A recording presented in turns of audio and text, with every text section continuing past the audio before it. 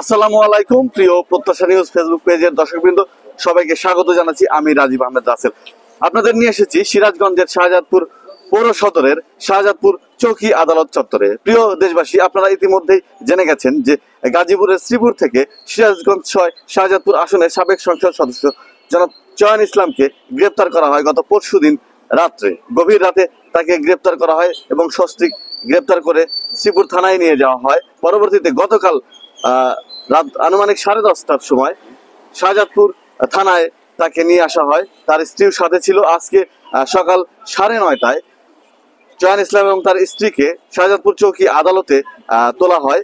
কঠোর নিরাপত্তা এবং কঠোর গোপনীয়তার মাধ্যমেই কিন্তু তাদের চয়ন ইসলাম এবং তার স্ত্রীকে শাহজাদপুর চৌকি আদালতে জনাব গোলাম রব্বানির আদালতে তোলা হয়। সেখানে কিন্তু কেউ তার পক্ষে জামিন আবেদন করেননি, তবে তার বিরুদ্ধে রিমান্ড আবেদন করা হয়েছিল, কিন্তু রিমান্ড শুনানি অনুষ্ঠিত হয়নি। তাকে এবং তার স্ত্রীকে সিরাজগঞ্জ কারাগারে প্রেরণ করা হয়েছে। পরবর্তীতে রিমান্ড শুনানি অনুষ্ঠিত হবে। আমাদের সাথে এই মুহূর্তে উপস্থিত রয়েছেন শাহজাদপুর চৌকি আদালতের যিনি সিএসআই জনাব আশরাফ আলী, এবং উপস্থিত রয়েছেন যে চয়ন ইসলামের বিরুদ্ধে মামলার একজন বাদী বাদশা মিয়া এবং অপর আরো একজন বাদী হাবিবুল্লাহ নগর ইউপি সদস্য জনাব মোহাম্মদ শাহাদত হোসেন। তো আমরা শুরুতেই কথা বলবো শাহজাদপুর চৌকি আদালতের সিএসআই জনাব আশরাফ আলীর সাথে কথা বলবো। আসলে চয়ন ইসলামকে শাহজাদপুর চৌকি আদালতে নিয়ে আসার পরে পরবর্তী কার্যক্রম কি হয়েছিল এবং কি কি ঘটনা ঘটেছিল তার কাছ থেকে বিস্তারিত জানার চেষ্টা করব। ধন্যবাদ। শাহজাদপুর 6 আসনের সাবেক সাংসদ জনাব চয়ন ইসলাম, ওনার বিরুদ্ধে দুটো মামলা হয় এবং সে মামলার প্রেক্ষিতেই শাহজাদপুর থানা পুলিশ ওনাকে আজকে সকালে নিয়ে আসেন আমাদের শাহজাদপুর উপজেলা চৌকি আদালতে। এখানে আসার পরে আমাদের শাহজাদপুর চৌকি আদালতের বিচারক সিনিয়র জুডিশিয়াল ম্যাজিস্ট্রেট আমলি আদালত শাহজাদপুর চৌকি আদালত, উনি আসামির বিরুদ্ধে সিডাব্লিউসি করেন এবং এই সিডাব্লিউ মোলেই ওনাকে সিরাজগঞ্জ জেলা কারাগারে পাঠানো হয়েছে। ওনার পক্ষে কোনো আইনজীবী ছিলেন না জামিনের জন্য, আমাদের ওনাকে সিডাব্লিউ মোলেই জেলা কারাগার সিরাজগঞ্জে প্রেরণ করা হয়েছে। আচ্ছা, এত সকালে আদালতে তোলার কারণটা আসলে কি? দেখুন, একটু আমাদের প্রতিনিয়ত এটা আমাদের দৈনন্দিন যে কার্যক্রম তারই একটা অংশ ছিল। আমাদের কোর্ট যে টাইমে আরম্ভ হয় ঠিক ওই সময় আমাদের এজলাসে ছিলেন আমাদের সিনিয়র জুডিশিয়াল ম্যাজিস্ট্রেট স্যার, এবং উনি আসলে ওনাকে সিডাব্লিউ মোলে, যেহেতু ওনার পক্ষে কোনো জামিন আবেদন ছিল না, যার কারণে সিডাব্লিউ মোলে তাকে জেলা হাজতে প্রেরণ করা হয়েছে। এটি জাস্ট আমাদের আদালতের যে প্রতিনিয়ত যে কার্যক্রম, সেই কার্যক্রমের একটা অংশ ছিল। আচ্ছা, সাথে তো তার স্ত্রী ছিল। আসলে কি কি মামলা ছিল তার বিরুদ্ধে এবং তার স্ত্রীকে কোন মামলায় তাকে কারাগারে পাঠানো হয়েছে? আমি যেটি পেয়েছি আমার ডকুমেন্টারি, যেটা আমার রেকর্ড পত্রে, সেটা হচ্ছে যে তার বিরুদ্ধে দুটো মামলা হয়েছে। মামলা দুটো হচ্ছে বাংলাদেশ দণ্ডবিধি প্যানেল কোর্ট সাথে বিস্ফোরক দ্রব্য আইনের মামলা, এবং দুটো মামলাই তাকে সে হচ্ছে এজাহার নামে আসামি, এবং যার কারণেই সিডাব্লিউ বলে দুটো মামলায় তাকে জেল হাজতে প্রেরণ করা হয়েছে। এবং তার স্ত্রী? হ্যাঁ, তার স্ত্রী ছিলেন সেই মামলায়, তার স্ত্রীও আসামি আছেন, সাসপেক্ট সন্দিগ্ধ আসামি, তার স্ত্রীকেও পাঠানো হয়েছে। ধন্যবাদ জনাব মোহাম্মদ আশরাফ আলী, সিএসআই শাহজাদপুর চৌকি আদালত। এই পর্যায়ে কথা বলবো যে মামলায় সাবেক সংসদ সদস্য জনাব চয়ন ইসলাম এবং তার দ্বিতীয় স্ত্রী জোসনা খানমকে গাজীপুর থেকে গ্রেপ্তার করা হয়েছে এবং শাহজাদপুর চৌকি আদালতের মাধ্যমে তাদেরকে কারাগারে প্রেরণ করা হয়েছে। সেই জনাব বাদশা মিয়ার সাথে আমরা কথা বলবো, তার কাছে জানার চেষ্টা করব আসলে তার সাথে কি ঘটেছিল এবং কেন তিনি মামলা করেছিলেন, এবং আজকে তিনি চয়ন ইসলামের গ্রেপ্তার এর বিষয়ে তিনি কি আনন্দিত কিনা আমরা জানার চেষ্টা করবো। বিসমিল্লাহির রহমানির রহিম। জাতীয়তাবাদী দল বিএনপির একটা কর্মী হিসেবে আমি 18 সালে ডক্টর এম এ মুহিত ভাইয়ের বাড়ি খঞ্জন দিয়ার সেই বাড়িতে ওই চয়ন ইসলাম সহ সাবেক মরহুম সাবন সাহেব ছিলেন। এরা তাদের দোসররা কতর্কিত হামলা করে মানুষের ক্ষত, বাড়ি ভাঙচুর, মোটরসাইকেল ভাঙচুর এবং বিভিন্ন অপকর্ম করে আমাদের দলকে নিষ্ক্রিয় করে দেওয়ার চেষ্টা করেছে। আমি একটি কথা বলতে চাই, এই চয়ন ইসলাম তথা বিন্দু মাসি যাকে বলে, সে হলো চয়ন ইসলামের বোন, সাবেক এমপিও ছিলেন। সারা শাহজাদপুরের মানুষকে যেভাবে নির্যাতন নিপীড়ন করেছে, সেই ক্ষেত্রে আমরা তাদের আইনের সহযোগিতা নিয়েছি, তাদের বিরুদ্ধে মামলা করেছি। সেই মামলায় আমরা ওর এই শাস্তিজনক ভাবে যেন এটা সুস্পষ্ট হয়ে যায়। এই শেখ হাসিনার বিগত দিনে যেসব অত্যাচার, জুলুম, খুন, গুম এসব করেছে এই শেখ হাসিনার দোসররা, তাদেরকে আমরা কঠোর বিচারের আওতায় দেখতে চাই এবং শাহজাদপুরবাসী এর পক্ষে আছে এবং থাকবে ইনশাল্লাহ। প্রিয় দর্শক, বাদশাহ মিয়া কথা বলছিলেন, যিনি এই মামলার বাদী।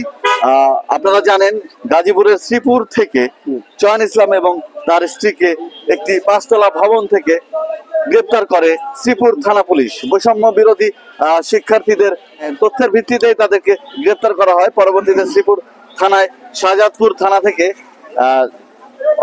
পরিদর্শক অপারেশন আবু সাইদের নেতৃত্বে একটি দল শ্রীপুর থানায় যান এবং তাদের কাছেই শ্রীপুর থানার পক্ষ থেকে চয়ন ইসলাম এবং তার স্ত্রীকে হস্তান্তর করা হয়।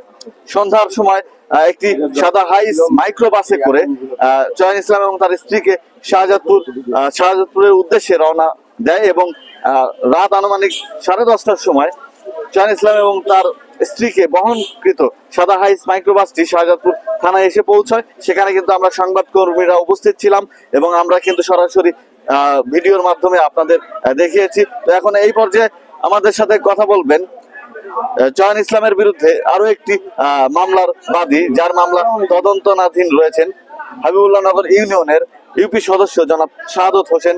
আমি তার কাছ থেকে জানার চেষ্টা করব তার সাথে কি ঘটেছিল এবং আইনের এই পদক্ষেপে আনন্দিত কি না এবং তিনি কি প্রত্যাশা করেন। আমি চয়ন ইসলামে গ্রেপ্তার করার পরে আনন্দিত হয়েছি, কিন্তু আর একটু আনন্দ ভোগ করতে শাহজাদপুর উপজেলার সর্বস্তর জনগণ আনন্দ ভোগ করত যদি বিন্দু মাসি মানে চয়ন ইসলামের বোন আর হলো তার ভাগ্নে, আগে মনে করেন যে বালু ভাগ্নে হিসেবে শাহজাদপুরবাসী চেনে, বালু মামা হিসেবে চেনে, তাকেও যদি গ্রেপ্তার করা হতো তাহলে শাহজাদপুরে বাসী অনেক খুশি হইতো। জমি লিজ দিয়ে মনে করেন যে বালু ফেলাইছিলাম, সেই বালু কবিতা এমপি থাকাকালীন আমাকে মনে করেন যে আমার শিবলতলা থেকে উনি গাড়ি দিয়ে তুলে নিয়ে এসে বাসায় আমাকে অনেক মারধর করছিল। যেখানে এখন আমার মনে করেন যে চিহ্ন আছে, বাইরে ছিল বিন্দু মাসি আর হলো তার ছেলে, সাথে ছিল টিপু পড়বে স্যার। এতে তাড়াতাড়ি মনে করেন যে গ্রেপ্তার করে আইনের আওতায় আমরা বিচার চাই। শাহজাদপুরবাসী আশায় আছে যে বিন্দু মাসি এবং বালু মামাকে অতি তাড়াতাড়ি গ্রেপ্তার করা দরকার। তা না হলে তার দোসররা এখনো মনে করেন যে বিভিন্ন বালু মহল ওই দোসররাই খাচ্ছে। এখন আমরা সাধারণ জমির যারা মালিক তারা ক্ষতিগ্রস্ত হয়েছে, সরকার রাজস্ব থেকে ক্ষতিগ্রস্ত হয়েছে। তো অতি তাড়াতাড়ি তাদের গ্রেপ্তার করা খুবই প্রয়োজন। আর যারা আরো অনেক আসামি আছে, আমি মামলা করছি, আরো যারা বাদশা মামলা করছে, অন্য মামলা করছে, সে সমস্ত আসামিরা প্রকাশ্যে ঘুরে বেড়াচ্ছে। আসলে কাদের মদতে ওনারা ঘুরে বেড়ায়, এটা আমি শাহজাদপুর উপজেলা প্রশাসকের কাছে আমি জানতে চাই। এদের অতি তাড়াতাড়ি গ্রেপ্তার করা হোক। ধন্যবাদ শাহাদত হোসেন, ইউপি সদস্য, হাবিবুল্লাহ নগর ইউনিয়ন। প্রিয় দর্শক, আপনারা যেমনটি শুনলেন, এই দুটি মামলার বাদী, একজন বাদশা মিয়া এবং একজন শাহাদত হোসেন, তারা কিন্তু তাদের প্রতি যে অন্যায় হয়েছে সেটি কিন্তু বিস্তারিত বর্ণনা করে গেলেন। আমরা এখন এই পর্যায়ে কথা বলবো আমাদের শাহজাদপুর চৌকি আদালতের আমাদের একজন সহকর্মী যিনি এই চৌকি আদালতে কর্মরত রয়েছেন, আমরা তার কাছে জানার চেষ্টা করব যে জনাব চয়ন ইসলামকে যখন শাহজাদপুর আদালতে চৌকি আদালতে হাজির করা হয়েছিল, তখন আদালত চত্বরের পরিবেশ কেমন ছিল এবং এই মামলা সম্পর্কে তার কাছে কি কি তথ্য আছে আমরা জানার চেষ্টা করব। তা আমাদের সহকর্মী হান্নান শেখ। চয়ন ইসলামকে গাজীপুর থেকে অ্যারেস্ট করার পর গতকাল রাতে সাজাদপুর থানায় হস্তান্তর করা হয়। সাজাদপুর থানা কর্তৃপক্ষ কঠোর নিরাপত্তার সাথে সকাল 9টা 20 মিনিটের দিকে সাজাদপুর আমলিদা আদালত এখানে আনে আসামিকে চয়ন ইসলাম এবং তার দ্বিতীয় স্ত্রী জোসনা খাতুনকে। এখানে কঠোর নিরাপত্তার সাথেই বিজ্ঞ আদালতে আনার পর বিজ্ঞ আদালত আসামি পক্ষে কোনো জামিন আবেদনও কেউ করেনি, তো সরাসরি ওনাকে সিডব্লিউ বলে এখানে থেকে জেল হাজতে প্রেরণ করে। তো এখানকার যে আদালতের যে পরিস্থিতি স্বাভাবিক ছিল, তো বিষয়টা হলো নিরাপত্তার চাদরে ঘেরা ছিল, কোনো রকম কোনো অপ্রীতিকর ঘটনা আমাদের চোখে পড়েনি। এখানে পরিবেশ ভালো ছিল, সুন্দরভাবে এখান থেকে ওনাকে জেল হাজতে পাঠানো হয়েছে। এই ছিল আমার কাছে সর্বশেষ। ধন্যবাদ জনাব হান্নান শেখ। আমাদের প্রিয় সহকর্মী, প্রিয় দেশবাসী, ছাত্র জনতার আন্দোলনের ফলে স্বৈরাচারী শেখ হাসিনার পতনের মাধ্যমে কিন্তু এটা পরিষ্কার হয়ে গেছে যে ক্ষমতা চিরস্থায়ী নয়। আপনি যদি অন্যায় করেন সেটা কিন্তু শাস্তি আপনাকে ভোগ করতেই হবে। তারই ধারাবাহিকতায় কিন্তু বাংলাদেশের এই 5ই আগস্টের পর থেকে কিন্তু এই বিগত সরকারের যারা দুর্নীতিবাজ মন্ত্রীরা ছিল, এমপিরা ছিল, রাজনীতিবিদরা ছিল, তাদেরকে কিন্তু আটক করা হচ্ছে, গ্রেপ্তার করা হচ্ছে। তো এটা বাংলাদেশের জন্য, শুধু বাংলাদেশের জন্য নয়, সারা বিশ্বের জন্য উদাহরণ হয়ে থাকবে যে অন্যায় করলে সেটা শাস্তি ভোগ করতেই হবে। তাই প্রতিটি দল, প্রতিটি নেতার এটি মনে রাখা উচিত যে তারা যেন সঠিকভাবে দেশের মানুষের সেবায় নিয়োজিত থাকে, যেন দেশের টাকা, দশের টাকা যেন সঠিকভাবে উন্নয়ন কাজে ব্যয় করে, যেন তারা কোনো দুর্নীতির সাথে না জড়ায়। নাহলে কিন্তু তাদেরও এরকম পরিস্থিতি ভোগ করতে হবে আজকে এই বিগত আওয়ামী লীগ সরকারের মন্ত্রী, এমপি, নেতারা যে পরিস্থিতি ভোগ করছে। এই ছিল শাহজাদপুর চৌকি আদালত চত্বর থেকে সর্বশেষ অবস্থা। রাজীব আহমেদ রাসেল, প্রত্যাশা নিউজ, শাহজাদপুর, সিরাজগঞ্জ।